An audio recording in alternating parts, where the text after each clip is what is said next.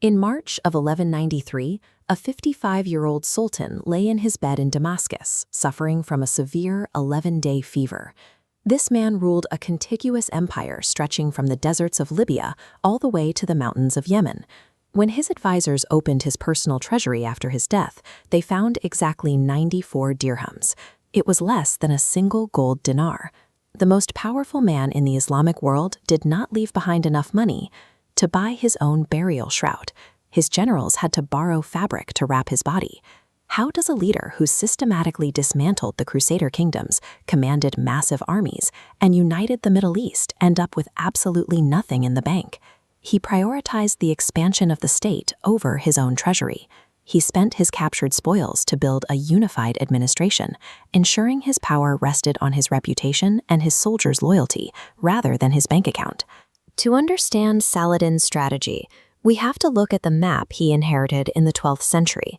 The Islamic world was violently split between two rival caliphates, the Abbasids in Baghdad and the Fatimids in Egypt. European crusaders exploited this division. They carved out military states along the eastern Mediterranean coast, culminating in the capture of Jerusalem in 1099, where they killed tens of thousands of residents. Saladin was born into this volatility in 1138 in the fortress town of Tikrit.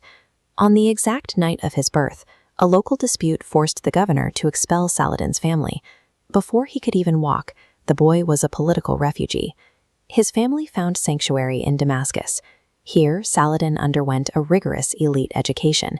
He memorized the Quran and studied Islamic jurisprudence, but he also mastered Euclidean geometry, mathematics, poetry, and cavalry tactics. This grounding in both religious logic and the hard mathematics of geometry provided the technical framework for his later career. He viewed the shifting territories of the Middle East with the same precision he applied to his studies, seeing a geography that could be reassembled through coordination and resources. His ascent was rapid. By age 32, through a mix of military competence and political maneuvering during a Syrian campaign, Saladin was appointed vizier of Egypt. He immediately set to work dismantling the Shia Fatimid state from the inside out. He rejected mass executions, favoring bureaucracy, replacing the judiciary with Sunni scholars, phased out the Fatimid prayer call, and aligned mosques with Baghdad. With political control secured, he launched a massive infrastructure initiative. He built new hospitals and funded theological schools like the Nasiriyah, and repaired the naval fleets at Alexandria and Damietta to secure his Mediterranean ports. To physically lock down his new base of operations, he ordered the construction of defensive works, including the stone fortifications of the Cairo citadel. Saladin turned Egypt into a logistical powerhouse. He secured the immense agricultural and financial resources required to fund a decades-long war. In 1174, Saladin's mentor, the Syrian ruler Nur al-Din, died, leaving behind a power vacuum. The regional emirs immediately began turning on each other. Saladin refused to let the region splinter. He marched north into Syria with just 700 horsemen, bringing Damascus and Aleppo under his direct control. This expansion made him targets. The Hashashin, a secretive sect of assassins, infiltrated his camp.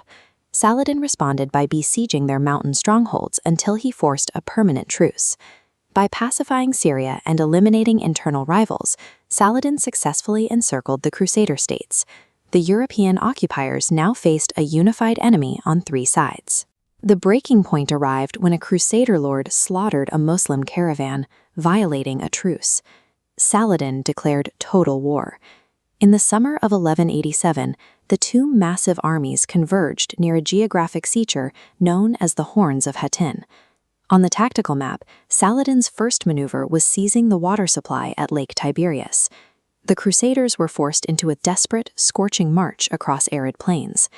Saladin then ordered the dry scrubgrass lit on fire, surrounding the knights in a dehydrating inferno. Saladin secured the total destruction of the Crusader army through deliberate logistics and environmental manipulation. With the Crusader field army eliminated, Saladin marched directly on his ultimate prize, the city of Jerusalem. 88 years earlier, the Crusaders had killed thousands within these walls. Rather than enacting revenge, Saladin opened a dialogue with the city's defenders and negotiated a peaceful surrender. He allowed the citizens to leave safely by paying a small ransom.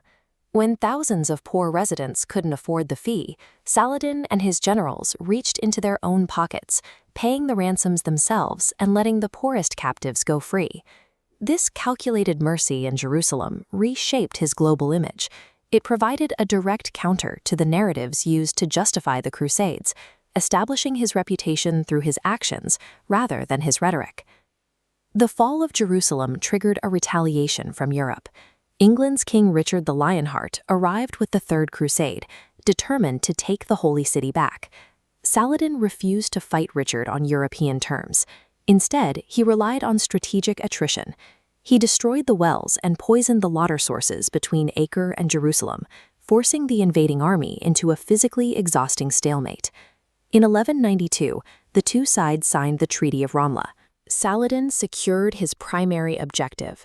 Jerusalem remained firmly under Muslim control, while agreeing to grant unarmed Christian pilgrims safe passage to the holy sites.